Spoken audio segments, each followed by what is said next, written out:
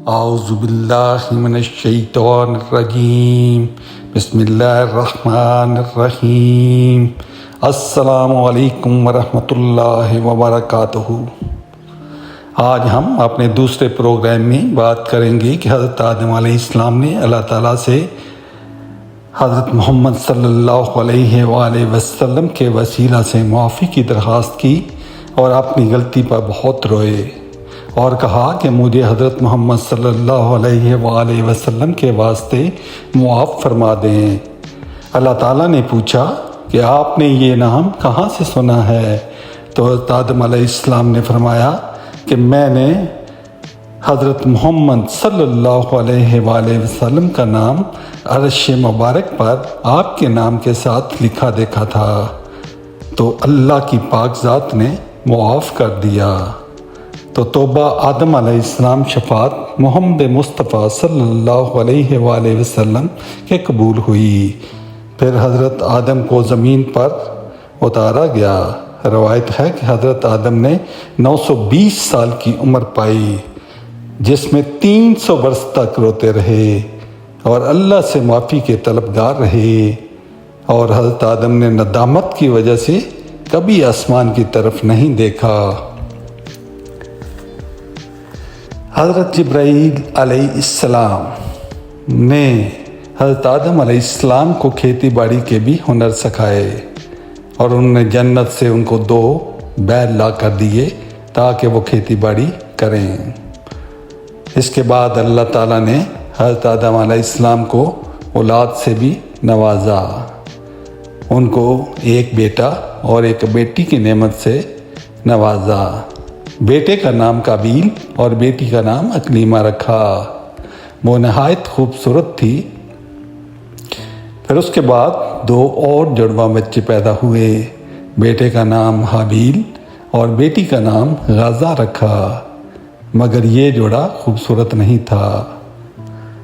مروی ہے کہ اماں حوا نے 120 بار بچے پیدا کیے، ہر دفعہ ایک بیٹا اور ایک بیٹی پیدا ہوئی۔ ایک اور دوسری روایت بھی ہے کہ 180 بار جڑواں بچے پیدا کیے۔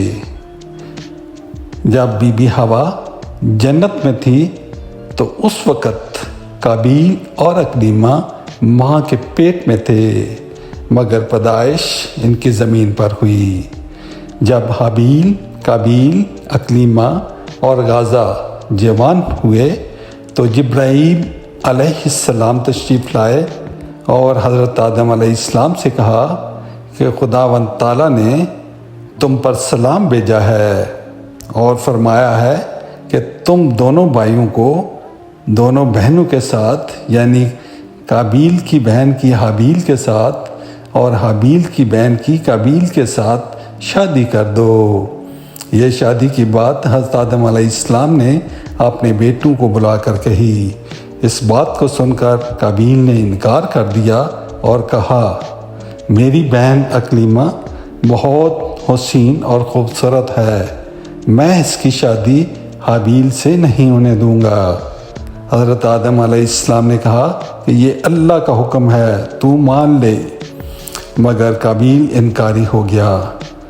مگر پھر حضرت آدم علیہ السلام نے حکم خداوندی کی وجہ سے قابیل کی بہن کی شادی حابیل کے ساتھ اور حابیل کی بہن کی شادی قابیل کے ساتھ کر دی۔ کچھ عرصہ بعد قابیل نے حابیل کو کہا کہ میری بہن اکلیمہ کو طلاق دے دو، میں اس کو اپنی خدمت میں رکھوں گا۔ حابیل نے کہا، یہ میری بیوی ہے، میرے باپ نے اس کے ساتھ شادی کر دی ہے، میں ہرگز اپنے والد کے حکم کے خلاف نہیں جاؤں گا اور خدا کے حکم کو بجا رکھوں گا۔